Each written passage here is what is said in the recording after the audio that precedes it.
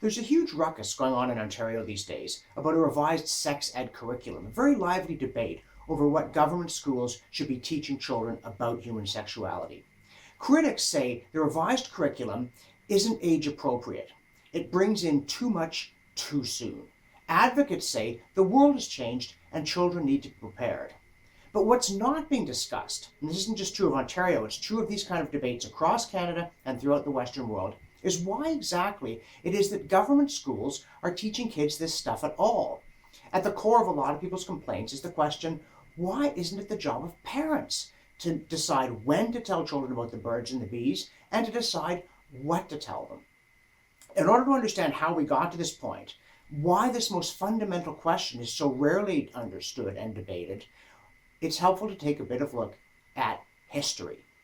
Sometimes when you talk about government schools, you hear this idea, well, if it weren't for government schools, people just wouldn't educate their kids. And this, I maintain, is a slander on parents, and it's factually inaccurate. Parents care enormously that their children learn to read and write and get some kind of basic moral and civic instruction. That's why the first elected officials in Upper Canada were school board trustees. I suppose it didn't bother the authorities that much to have parents involved in that kind of thing. It didn't threaten questions of high policy like war, and it certainly mattered a lot to parents. And the same thing, of course, is true in Quebec. Education there started out as a private matter with a lot of church involvement. It was a long time before the state got involved at all. And in fact, there's very little empirical evidence and surprisingly little argument to the effect that government schools actually do a better job of teaching reading, writing, and arithmetic. The real purpose of government-run schools is somewhat different. And in fact, if you look at the important landmark report in Ontario, 1847, Egerton Ryerson went off and he studied education systems in Europe, and he came back with a report that really shaped the development of the education structure in Ontario. And if you read Ryerson today, you might think he's an old-fashioned conservative because he's forever going on about Christianity and the importance of Christianity and Christian moral education. But if you read more closely, Egerton says things like, imagine what a lofty population we would have in 40 years if people got 6 to 8 years of practical Christian instruction. The assumption in that is that if they don't get it at school, they won't get it at all, which is a very odd thing, you'd think, in a society that was not just nominally, but in fact overwhelmingly Christian back then.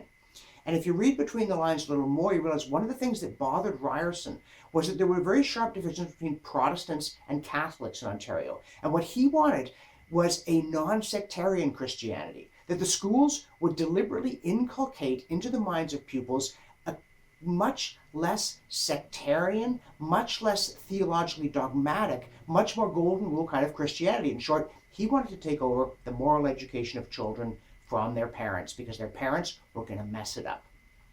Now, if you look at John Dewey, the pioneering professor, teacher of progressive education in the United States, his landmark book, which is revealingly called Democracy in Education in 1916, again insists that the state, through the schools, must shape the character of citizens. His teachers are social servants set apart for the preservation of social order and right social development. He says we can create in the schools the society of the future.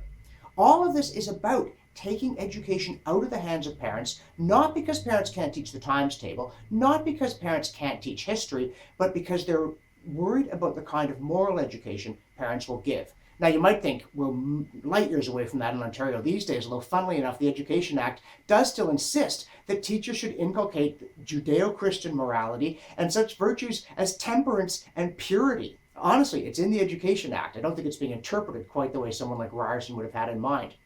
But the school system, the government school system, is still primarily intended to shape the moral and civic education of citizens, not leave that to parents.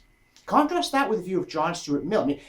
Virtually everybody agrees that a parent who leaves their kid mired in ignorance is like a parent who lets their kid be filthy, disease-ridden, or hungry. They deserve to be prosecuted to the fullest extent of the law, and the children must be protected. But the fact that a parent must make sure their children learns literacy, mathematics, history, other intellectual skills, doesn't mean the state has to do it. It's what John Stuart Mill said. Yeah, the state should insist that every parent educate their kid. The state should make sure that money is provided so no parent's unable to do so through lack of resources. But, said Mill, the state must not deliver the education because if it does, it will become propaganda. That's the common thread between Edgerton Ryerson and today's Ontario sex ed curriculum. The content may be different, but the idea that the state must control the thinking of the citizens is the constant in all of this. And that's the point at which we should be arguing. It's not what state-controlled schools are teaching your kid about sex that matters. It's whether state-controlled schools are teaching your kid about sex. I say they shouldn't be.